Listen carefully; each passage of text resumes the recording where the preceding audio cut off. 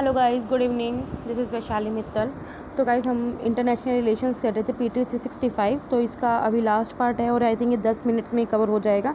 तो गाइस अभी हमें कंप्लीट कर देंगे, फिर कल से हम अपनी नेक्स्ट मैगजीन स्टार्ट करेंगे। अगर आपको सजेशन देना है कि कौन सी स्टार्ट करो तो आप मुझे सजेशन दे दो, कमेंट कर दो, नहीं तो मैं अपने अकॉर्डिंग एज यूजुअल ले आऊँगी। चलिए स्टार्ट करते हैं। UNSC committee 1267। अभी क्या जो जैश ए मोहम्मद को जो चीफ हैं, जो मसूद अजहर को ग्लोबल टेररिस्ट को डेजिग्नेट कर दिया है कि ग्लोबल टेररिस्ट है, किसने? UN सिक्योरिटी काउंसिल की 1267 कमेटी ने मई 2019 में जो जैश ए मोहम्मद के चीफ हैं मसूद अजहर को, उन्हें ग्लोबल टेररिस्ट डेजिग्नेट कर दिया है। अब UNSC की जो कमेटी है 1267 वो है क्या? वो 1999 में इस्टेब्लिश की थी बाय रेजोल्यूशन 1267। ये क्या करती है, जब भी हम किसी को ग्लोबल टेररिस्ट अनाउंस कर देते हैं तो हम क्या करते हैं, जो भी उसके बाद एसेट है उसे फ्रीज़ कर देते हैं। जो भी उस बंदे का बैंक्स में या किसी फाइनेंशियल इंस्टीट्यूशन में डिपॉजिट है उसको फ्रीज़ कर देते हैं, और उस इंडिविजुअल को या उसकी जो एंटिटीज़ हैं उसका हम बैन कर देते हैं। वो कहीं ट्रैवल नहीं कर सकता, ठीक है। और हर कंट्री क्या करती है, अपनी कंट्री में उस इंडिविजुअल की एंट्री बैन कर देती है, ठीक है। तो ये वही बताया हुआ है। 2011 में क्या हुआ था, जब ये रिजोल्यूशन 1988 को सेटअप किया हुआ था, जो ये कमेटी थी वो दो भागों में स्प्लिट हो गई थी। एक कमेटी थी 1267 कमेटी, और दूसरी कमेटी थी सेपरेट कमेटी थी जो एस्टेब्लिश की गई थी, वो 2011 में की हुई थी। तो एक कमेटी क्या करता है, जो भी इंडिविजुअल या एंटिटीज़ जो एसोसिएटेड है किसके साथ, अलकायदा के साथ, उनके अगेंस्ट मेजर्स लेता है। और जो दूसरी कमेटी वो क्या करती है, जो इंडिविजुअल या एंटिटीज़ जो एसोसिएटेड है तालिबान के साथ, उनके अगेंस्ट क्या करती है, मेजर्स लेती है। तो आपको समझ में आ गया। 2011 में जो रिजोल्यूशन 1988 को जब हमने अडॉप्ट किया था, तो कमेटी क्या थी, दो हिस्सों में स्प्लिट हो गई थी। जो पहली कमेटी है वो अलकायदा को देखती है, उसके अगेंस्ट जो भी काम कर रहा है उनको अगेंस्ट मेजर्स लेती है, और दूसरी तालिबान के अगेंस्ट मेजर्स लेती है। तो आई होप आपको समझ में आ गया। आगे चलते हैं। रायसीना डायलॉग 2020 5th एडिशन हुआ है रायसीना डायलॉग का 2020, जो कि कहाँ हुआ है, न्यू दिल्ली में हुआ है। अब ये रायसीना डायलॉग क्या है, ये मल्टीलेटरल कॉन्फ्रेंस है जिसका मेन एम क्या है, जो भी ग्लोबल कम्युनिटी इशूज़ फेस करी है उनको एड्रेस करना। ये जो न्यू दिल्ली में एनुअली होता है, ये रायसीना डायलॉग 2016 से चला आ रहा है। अभी ये डिज़ाइन हुआ है, किस लाइंस पे डिज़ाइन हुआ है, शंग्री ला डायलॉग है, सिंगापुर का कोई डायलॉग है, उसकी लाइंस पे डिज़ाइन हुआ है। अब डायलॉग क्या है, डायलॉग का काम यही है। इसका स्ट्रक्चर देख लेते हैं, इसमें कौन कौन लोग होते हैं।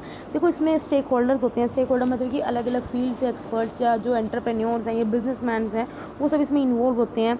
उसमें क्या क्रॉस सेक्टर डिस्कशंस होती हैं। इसमें हेड ऑफ स्टेट्स भी होते हैं, कैबिनेट मिनिस्टर्स भी होते हैं, लोकल गवर्नमेंट ऑफिशियल्स भी होते हैं, और as well as major private sector executives भी होते हैं, member of media and according, ये सब इसमें होते हैं। जो कॉन्फ्रेंस को होस्ट करता है वो कौन करता है, ऑब्जर्वर रिसर्च फाउंडेशन किसके साथ कोलैब करके, मिनिस्ट्री ऑफ एक्सटर्नल अफेयर्स के साथ कोलैब करके क्या करते हैं, कॉन्फ्रेंस को होस्ट करता है। ये आपको पता होना चाहिए, ठीक है। और कहाँ हुई है, 5th एडिशन हुआ है, न्यू दिल्ली में हुई है, ठीक है।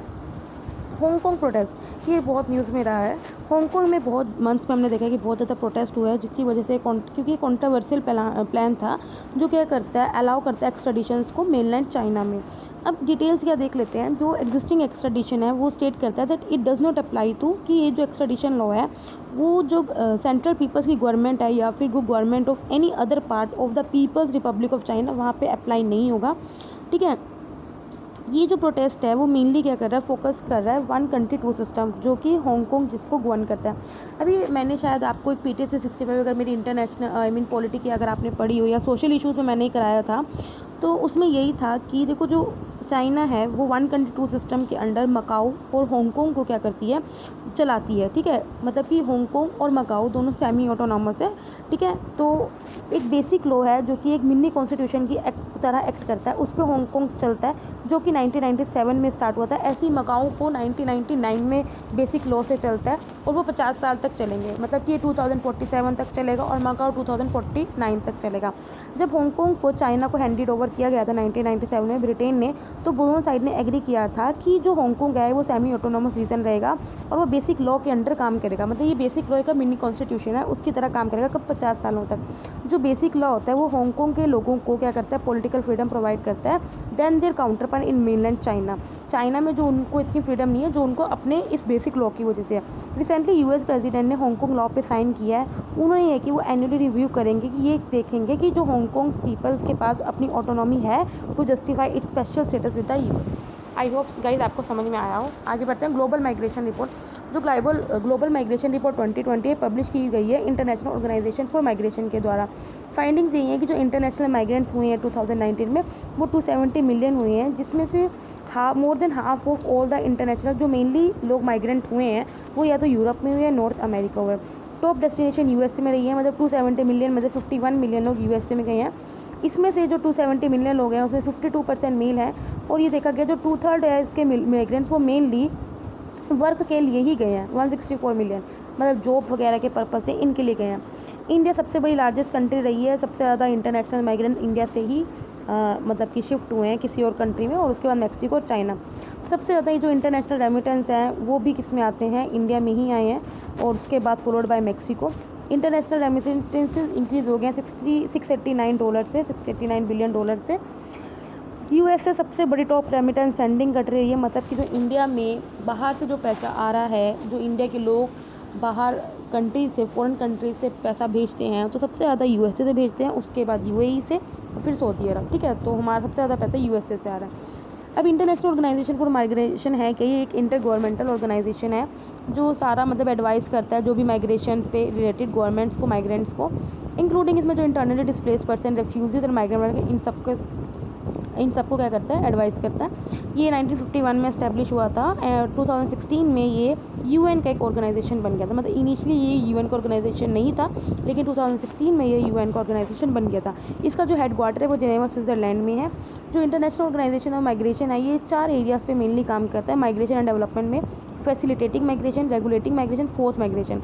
इंटरनेशनल ऑर्गेनाइजेशन के 173 मेंबर्स हैं और 8 ऑब्जर्वर हैं, और इंडिया इसका मेंबर है, तो ये आपको पता होना चाहिए कि इंडिया इसका मेंबर है। इसी तरह एक और रिलेटेड न्यूज़ देख रहे थे जो ग्लोबल रेफ्यूज़ी फोरम है। ग्लोबल रेफ्यूज़ी फोरम अभी बनाई गई है, जिसका काम यही है कि जो रेफ्यूज़ीज़ हैं उनकी हेल्प कर सकें या फिर इन कम्युनिटीज़ को क्या कर सकें, सपोर्ट कर सकें। ठीक है, फर्स्ट जो ग्लोबल रेफ्यूज़ी फोरम है वो जेनेवा स्विट्ज़रलैंड में हुई है, जो कि ज्वाइंटली ऑर्गेनाइज की गई है युगांडा, जापान, UNHCR के द्वारा, UN रेफ्यूज़ी एजेंसी के द्वारा, UNDP, OECD, वर्ल्ड कैंप, इन सब के द्वारा क्या की ऑर्गेनाइज की गई है। एक और इन्फॉर्मेशन है, ये थोड़ा मुझे इंपॉर्टेंट लग रहा है। ठीक है, UN department of economic and social affairs ने रिलीज़ करी है इंटरनेशनल माइग्रेंट स्टॉक 2019 रिपोर्ट। क्योंकि माइग्रेंट का नाम देख के कोई भी international organization migration international organization of migration tick कराएगा, तो आपको ये पता होना चाहिए कि जो इंटरनेशनल माइग्रेशन स्टॉक 2019 रिपोर्ट है वो UN department of economic and social affairs ने रिलीज़ करी है। तो ये इंपॉर्टेंट बन जाता है जहाँ पे कहीं कन्फ्यूज़न हो।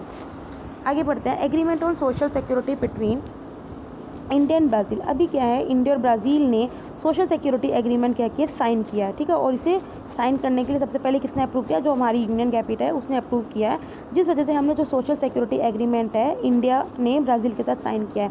ये पहला एग्रीमेंट है जो हमने ब्रिक्स कंट्रीज़ में से किया है। ब्रिक्स कंट्रीज़ में कौन है, ब्राज़ील, रशिया, इंडिया, चाइना और साउथ अफ्रीका। लेकिन ब्रिक्स कंट्री में से पहली कंट्री है जिसके साथ हमने सोशल सिक्योरिटी एग्रीमेंट किया। लेकिन हाउएवर जो सोशल सिक्योरिटी एग्रीमेंट है ये ऑलरेडी 18 कंट्री के साथ हमने ऑलरेडी साइन किया है, जैसे ऑस्ट्रेलिया, ऑस्ट्रिया, बेल्जियम, कनाडा, चेक रिपब्लिक, डेनमार्क एक्सेट्रा। देखो, सोशल सिक्योरिटी एग्रीमेंट का एम यही है कि जो हमारे इंडियन के वर्कर्स हैं या प्रोफेशनल्स हैं या स्किल्ड वर्कर्स हैं जो किसी और फॉरेन कंट्री में काम करते हैं, तो इन वहाँ पे जो इंडियन पीपल हैं उनके इंटरेस्ट को हम प्रोटेक्ट करके रखें, तो यही सोशल सिक्योरिटी एग्रीमेंट होता है। ठीक है, अब जिस कंट्री के साथ हम ये साइन किया है तो वहाँ पे जो इंडियन के लोग वहाँ पे रह रहे हैं तो उनके इंटरेस्ट क्या है, प्रोटेक्ट रहते हैं। ठीक है, तो तभी ये जो कनाडा, आपको पता ही है, मिनी पंजाब बोलते हैं इसको, क्योंकि यहाँ पे बहुत लोग रहते हैं। तो इन लोगों के साथ जहाँ पे मैक्सिमम हमारे इंडिया के लोग वर्क करते हैं ना, वहाँ पे इंडिया ने सोशल सिक्योरिटी एग्रीमेंट साइन किया हुआ है। तो देख लेते हैं। सोशल सिक्योरिटी एग्रीमेंट आपको बता ही चुकी है, बायलैटरल एग्रीमेंट होता है इंडिया के बीच में किसी फॉरेन कंट्री के बीच में, to protect the interest of Indian professionals, skilled workers working abroad for short duration and enhance the competitiveness of Indian companies by providing the following benefit. अब क्या कुछ बेनिफिट्स उनको प्रोवाइड होता है। डिटैचमेंट ये भी है कि जो भी इंडियन वर्कर्स जो सोशल सिक्योरिटी कॉन्ट्रीब्यूशन से उनको वहाँ पे नहीं देना होता, लाइक आप फॉरेन कंट्री में आप कमा रहे हो तो वहाँ पे आपको इंडिया वालों को वहाँ पे कोई कंट्रीब्यूट नहीं करना होता। ठीक है, एक्सपोर्टेबिलिटी का मतलब क्या है कि ये इंडियन वर्कर को इनोबल करता है कि जो भी उसका सोशल सिक्योरिटी कंट्रीब्यूशन है जो उसने फॉरेन कंट्री में बनाया है, वो क्या करता है, वो इंडिया में रेमिट कर सकता है, इंडिया में भेज सकता है।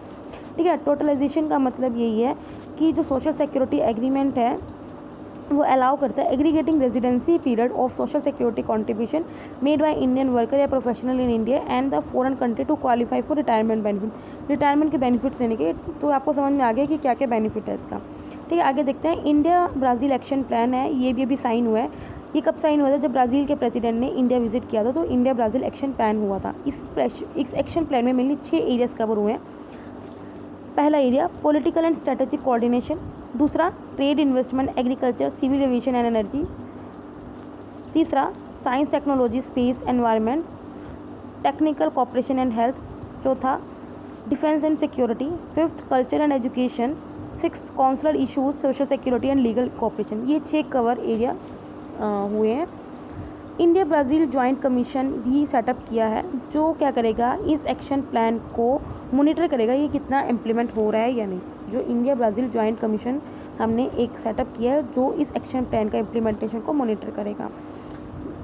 जो इंडिया ब्राज़ील है, इन दोनों ने ये भी किया है कि जो अभी हमारा जो ट्रेड है वो $8 बिलियन है, इसको हमने 2020 तक कितना करना है, $15 बिलियन करना है। ठीक है गाइस, अब ये लास्ट है जो कि मोस्ट इम्पोर्टेंट है। ठीक है, ये मेनली ना मैचिंग से पूछ लेता है। ठीक है, आई मीन 4 दे देगा इधर, 4 दे देगा उधर, कि बताओ किस किस कंट्री के साथ मैंने कौन कौन सी एक्सरसाइज करी है। तो ये आपको पता होना चाहिए, बहुत इंपॉर्टेंट भी है ये। मिलिट्री एक्सरसाइज देख लेते हैं जो कुछ न्यूज़ में थी। इंडो थाई कॉर्पेट, ये मेनली ये इंडियन नेवी और रॉयल थाई नेवी के बीच में है। सिटमैक्स ये मैरीटाइम एक्सरसाइज है, किसमें सिंगापुर, थाईलैंड, इंडिया, इसमें 3 कंट्रीज हैं, ये ध्यान रखना। मैत्री 2019 ये जॉइंट मिलिट्री एक्सरसाइज इंडिया और थाईलैंड में। युद्ध अभ्यास मिलिट्री एक्सरसाइज है इंडिया और यूएस में। टाइगर ट्रम्प इंडिया और यूएसए के बीच में। First ever tri service joint exercise. Tri service का मतलब कि इंडिया आर्मी, नेवी और एयरफोर्स तीनों की एक्सरसाइज हुई थी इसमें, इंडिया और यूएस के बीच में, टाइगर ट्रम्प में। मालाबार 2019 ये मैरीटाइम एक्सरसाइज थी इंडिया, जापान और यूएसए के बीच में। Counter terrorism table top exercise, ये पहली काउंटर टेररिज्म एक्सरसाइज थी जो क्वाड कंट्रीज में 4 हैं, इंडिया, यूएस, जापान, ऑस्ट्रेलिया, इन चारों के बीच में हुई थी। डिसेंबर 2019 ये रशिया आर्म्ड फोर्सेस का एक पार्ट है, एनुअल ट्रेनिंग साइकिल होती है रशिया के बीच में। ए पार्ट फ्रॉम होस्ट रशिया और मिलिट्री को China, India, Kazakhstan, Kyrgyzstan, Tajikistan, Pakistan और उज्बेकिस्तान ने इसमें पार्ट लिया था। नोमैडिक एलिफेंट इंडिया और मंगोलिया के बीच में मिलिट्री ट्रेनिंग एक्सरसाइज थी। एक्सरसाइज शक्ति आर्मीज इंडिया और फ्रांस की आर्मीज़ के बीच में थी। बाईएनियल का मतलब होता है जो 2 साल में एक बार होती है एक्सरसाइज, वो है। एक्सरसाइज गरुड़ 6 ये हुई थी इंडिया और फ्रेंच एयरफोर्स के बीच में। ठीक है, सूर्य किरण हुई थी इंडिया और नेपाल के बीच में, जॉइंट मिलिट्री एक्सरसाइज। मित्र शक्ति 7 हुई थी इंडिया श्रीलंका के बीच में। स्लाइनेक्स हुई थी इंडिया और श्रीलंका के बीच में। संप्रीति 9 इंडिया और बांग्लादेश। एक्सरसाइज जाइल अल बहार ये इंडिया और कतर की नेवीज़ में हुई थी। दस्तलिक 2019 ये हुई थी पहली जॉइंट मिलिट्री एक्सरसाइज, किसमें, इंडिया और उज्बेकिस्तान में। तो इंपॉर्टेंट बन जाता है, जो थोड़ी पहली हो ना वो थोड़ा इंपॉर्टेंट बन जाता है। हैंड इन हैंड हुआ इंडिया और चाइना के बीच में, मिलिट्री एक्सरसाइज थी। इंदिरा ट्राई सर्विस एक्सरसाइज हुई थी, किसमें, इंडिया और रशिया, मतलब कि तीनों जो हमारी सर्विसेज हैं वो इंक्लूड थी। इंद्रधनुष 5 ये हुई थी इंडिया एयरफोर्स और यूनाइटेड किंगडम की रॉयल एयरफोर्स के बीच में। अजिया वेरियर 2020 ये जॉइंट मिलिट्री एक्सरसाइज थी इंडिया और यूनाइटेड किंगडम के बीच में। इन स्पेस एक्स था ये पहला इंडिया का स्पेस वॉरफेयर एक्सरसाइज थी। मिलान 2020 ये मल्टीलेटरल नेवल एक्सरसाइज थी जो इंडियन नेवी ने होस्ट की थी। ऑपरेशन हिम विजय ये इंडियन आर्मी ने कंडक्ट करी थी, ताकि जो हम ऑफेंसिव कैपेबिलिटी है उनको टेस्ट कर सके अगेंस्ट चाइना, अरुणाचल प्रदेश में टेस्ट करेगा। ठीक है, तो इसी के साथ हमारी PT 365 इंटरनेशनल रिलेशंस की मैगजीन खत्म होती है। कल से हम अपनी नई मैगजीन के साथ शुरू करेंगे। ठीक है गाइस, बाय बाय, टाटा।